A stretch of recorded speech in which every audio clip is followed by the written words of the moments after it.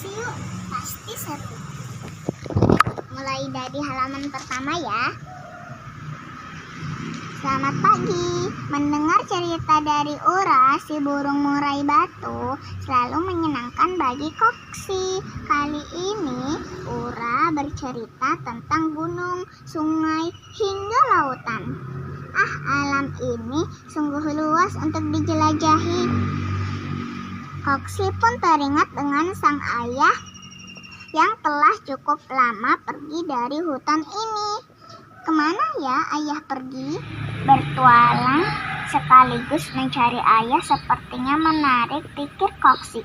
Ura kaget dengan ide Koksi, tapi dia juga ingin bertualang.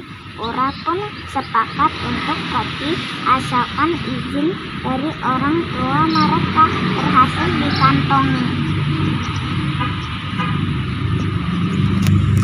Lanjut ke halaman berikutnya. Meski khawatir, Ibu Koksi akhirnya mengizinkan dengan mata berkaca-kaca. Ibu menyerahkan sepucuk surat dari ayah yang ditulis sebelum pergi. Untuk Koksi, anakku, ayah tahu ini saatnya kamu memulai petualanganmu. Jelajahilah alam yang luas dengan keberanian dan keistimewaanmu. Ikutilah arah matahari terbit hingga pohon berdaun jarum. Di sana ada Tuki, binatang berpipi gembung dengan ekor berumba yang jago melompat menantimu. Ayah menunggu di akhir perjalananmu. Salam hangat ayah. Ura telah mengantongi izin bertualang dari sang ayah. Kini Koksi dan Ura siap bertualang. Saatnya meninggalkan rumah mereka. Hutan hujan tropis, hutan yang dipenuhi tumbuhan berdaun lebar dan rapat, seakan-akan seperti payung raksasa. Petualangan seperti apa yang akan mereka hadapi? Kulit bunglon bisa berubah warna tak hanya untuk menyamarkan diri. Perubahan warna ini juga bisa untuk mengungkapkan suasana hatinya. Burung nuri cerdas, ya bisa dilatih untuk menirukan suara manusia. Petunjuk rahasia dari ayah Koksi harus dipecahkan. Koksi dan Ura harus mengikuti arah matahari terbit untuk memulai perjalanan. Ke arah mana matahari terbit? Ya, ke arah timur. Mereka bergerak hingga menemukan pohon berdaun jarum. Jika hutan asal, mereka berada di dataran rendah. Kini mereka memasuki pegunungan. Apakah ada pohon berdaun jarum yang mulai tampak? Ini dia. Koksi dan Ura menemukan pohon berdaun jarum. Pohon pinus namanya. Ada beberapa binatang tampak beristirahat di sana. Yang dari sini dulu ya. Halo, aku Kera, ekor panjang. Aku suka makan buah, bunga, daun, serangga hingga kepiting. Sekarang yang ini burung hantu. Burung hantu sedang tidur. Jika hari sudah malam, barulah ia bangun dan mencari makan. Mana Tuki? Adakah binatang berpipi gembung dengan ekor berumba yang jago melompat di antara mereka? Kita buka. Aha, kamu pasti Tuki. Halo, salam kenal. Aku Koksi. Sapa Koksi pada seekor tupai kecil. Aku sudah menunggumu. Bermalamlah di sini, Koksi. Kamu akan mendapat petunjuk selanjutnya di malam hari, kata Tuki riang. Yang ke halaman berikutnya, buka ini lalu geser. Sungguh menyenangkan menatap langit malam dari pegunungan. Temukan rasi bintang pari yang menunjuk arah selatan. Di sana kalian akan bertemu gemericik air dan sali, ikan bersisik perak dengan bintik hitam, ujar Tuki. Lihat ke langit, ada 4 bintang utama yang bentuknya seperti layang-layang. Satu bintang yang terjauh itulah yang menunjuk arah selatan. Di mana bintang itu berada? Di sini nih yang layangan.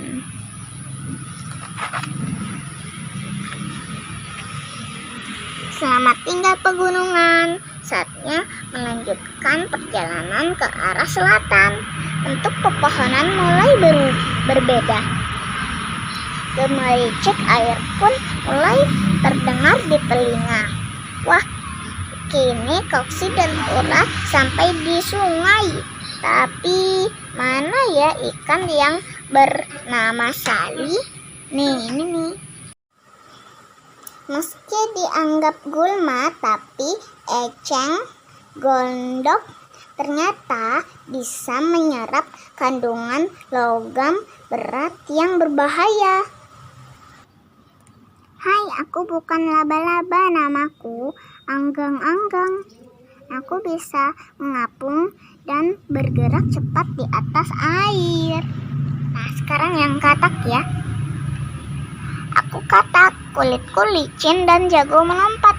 Beda dengan kodok yang berkulit kasar dan kurang pandai melompat.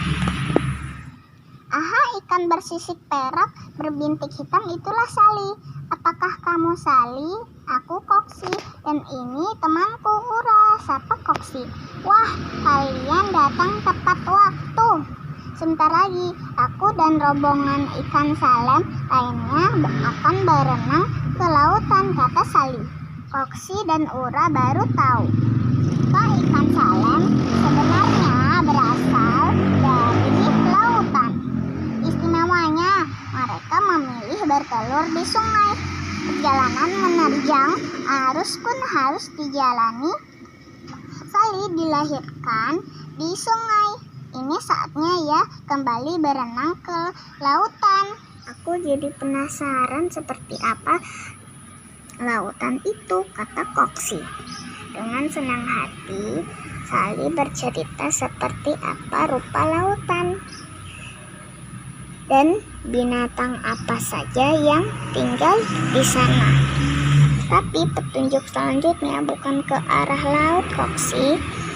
Ikutilah arah matahari tenggelam hingga kalian menemukan rupa-rupa warna sekelompok kunang-kunang. Telah menunggumu, ujar Sali. Yang binatang apa dulu ya? Nah, ayo dulu, mutiara. Aku bisa menghasilkan mutiara yang cantik. Mutiara biasanya dimanfaatkan sebagai perhiasan. Dan sekarang yang ini. Aku si bintang laut. Coba hitung ada berapa jumlah lenganku. Kita hitung ya. 1, 2, 3, 4, 5. Jadi ada 5 ya. Meski tergolong jenis ikan, kuda laut tidak punya sisik dan tidak pandai berenang. Jadi berenangnya kayak loncat-loncat gitu. Tubuhku lentur. Aku bisa bersembunyi di celah bebatuan yang sangat sempit. Oke, selanjutnya ke arah berikutnya. Saatnya mengikuti petunjuk selanjutnya. Ke arah mana matahari tenggelam, dua sahabat bergerak ke barat hingga rupa-rupa warna dan cantik menyambut mereka. Ini padang bunga, indahnya. Koksi dan Ura takjub. Bunga apa dulu ya yang dibaca? Yang ini dulu aja deh. Hai, aku Anyelir. Tinggiku bisa mencapai 2 meter loh. Jadi batangnya aja yang kayak gitu. Banyak orang menyukai bunga krisan. Bunga ini sering digunakan untuk hiasan dan karangan bunga karena bentuknya yang cantik dan wanginya yang semerbak. Aku punya banyak nama. Ada yang menyebutku bunga alamanda lonceng, kuning, trompet emas, atau buttercup. Kamu suka memanggilku apa? Bunga dandelion ternyata tergolong bunga yang bisa dimakan. Bunga ini bermanfaat untuk kesehatan dan bisa mengobati beberapa penyakit. Foxy dan Ora akhirnya bermalam di padang bunga, tapi tak ada kunang-kunang di sana. Apakah mereka salah arah? Saat kebingungan, tiba-tiba sebuah jaring melayang hampir menyambar Ora. "Tangkap burung murai batu itu!" seru seorang laki-laki kepada temannya. Ora terpaksa terbang tinggi meninggalkan Foxy untuk menyelamatkan diri. Kini Foxy sendirian di padang bunga. Ia bersembunyi dengan badan gemetar ketakutan. Sayang sekali, burung itu lolos, padahal bulunya cantik sekali, kata si laki-laki pembawa jaring. Dua manusia tadi telah kembali. Ya tak apalah, paling tidak tadi kita bisa melihat pertunjukan kunang-kunang, jawab temannya sambil tertawa. Foxy bersyukur Ora selamat. Pertunjukan kunang-kunang? Aku harus ke sana, gumam Foxy. Beruntung ukuran Foxy yang kecil membuatnya mudah menyelinap. Ia bergerak ke barat, arah yang sama dengan arah Ora terbang. Akankah ia bisa bertemu kembali dengan sahabatnya dan menemukan sekelompok kunang-kunang? Ternyata ke arah barat, padang bunga masih sangat luas. Kini di hadapan Foxy, sekelompok kunang-kunang terbang ke atas seakan menari. Jadi menari kayak balet gitu. Betapa indah gerakan mereka berlatar bulan sabit. Lihat ujung runcing bulan sabit yang menembus cakrawala. Itulah petunjuk arah utara. Pergi ke utara hingga rumpun bambu. Selamat bertemu ayahmu. Kunang-kunang itu seakan bernyanyi. Bagaikan pertunjukan cahaya inilah petunjuk terakhir, petunjuk yang akan membawa Foxy bertemu sang ayah. Namun, haruskah perjalanan berlanjut tanpa Ora?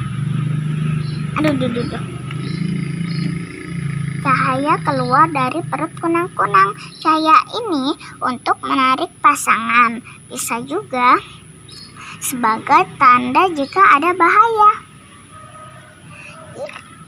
Esoknya, Foxy terpaksa melanjutkan perjalanan sendirian. Pohon bambu di sini sepertinya telah ditebangi, kata Foxy. Foxy menatap pepohonan rimbun di balik para pekerja. Foxy kenal dengan pepohonan itu. Ini adalah pintu masuk hutan hujan tropis rumahnya. Ternyata ayah hanya memintaku memutar mengikuti arah mata angin lalu kembali ke hutan. Tapi di mana ayah? Ketika rumpun bambu sudah tidak ada, gumam Foxy. Yang ini, Foxy! Foxy terkejut. Ia kenal suara itu. Ora, kamu baik-baik saja? Seru Foxy. Iya, maafkan aku meninggalkanmu. Sekarang ayo naik ke punggungku. Di sini tidak aman, ujar Ura. Ura bercerita jika semalam ia bersembunyi di antara bunga. Ia juga bertemu dengan kunang-kunang, namun tak berhasil menemukan Koksi. Ura akhirnya memutuskan mencari Koksi di rumpun bambu saja. Naik ke atas punggung Ura. "Koksi, aku melihat kumbang sepertimu. Apakah itu ayahmu?" seru Ura. Badan Koksi bergetar hebat melihat seekor kumbang. Sepertinya benar itu ayah. Di saat yang sama, Rio, seekor burung murai balak sabang, terbang mendekat. "Ura, aku lapar sekali. Sepertinya kumbang di atas punggungmu enak juga," katanya. Oke, yang di sini. Ini bahaya. Koksi terpaksa melompat saat Rio mengejar. Koksi mengempaskan tubuhnya ke tanah. Oh tidak, tubuh Koksi terbalik. Apa yang terjadi dengannya? Pergi Rio, Koksi sama seperti wereng. "Bukan makanan kita," seru Ura. Melihat Koksi dalam bahaya, ayah Koksi segera terbang mendekat. "Bangun Koksi," serunya panik melihat anaknya yang tak bergerak. Aduh. Koksi membuka mata perlahan lalu tersenyum. "Ayah, apa ayah sudah lupa dengan satu kekuatan kita, yaitu bisa berpura-pura mati saat pemangsa mendekat," bisik Koksi. "Kamu masih hidup anakku?" tanya sang ayah. "Tentu saja." Koksi tergelak. Ayah membantu Koksi membalik tubuh, lalu memeluknya penuh haru. "Tapi kita harus cepat pergi dari sini," ujar sang ayah.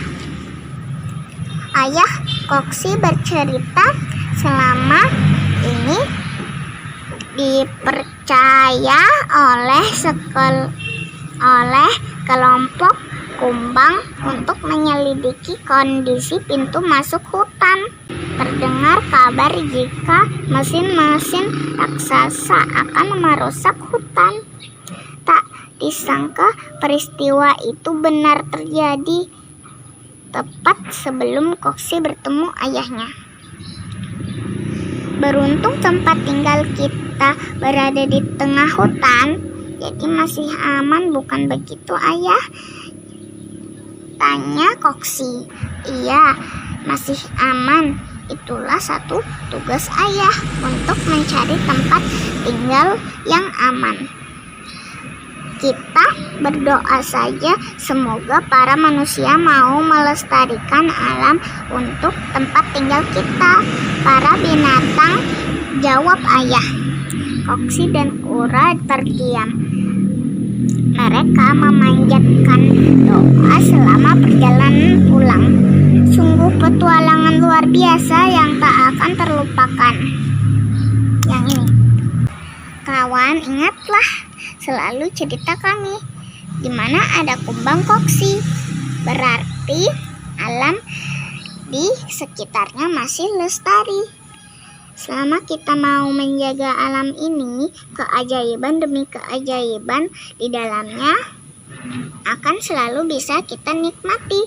Salam hangat Koksi. Dan cerita hari ini ya teman-teman, semoga bermanfaat. Assalamualaikum.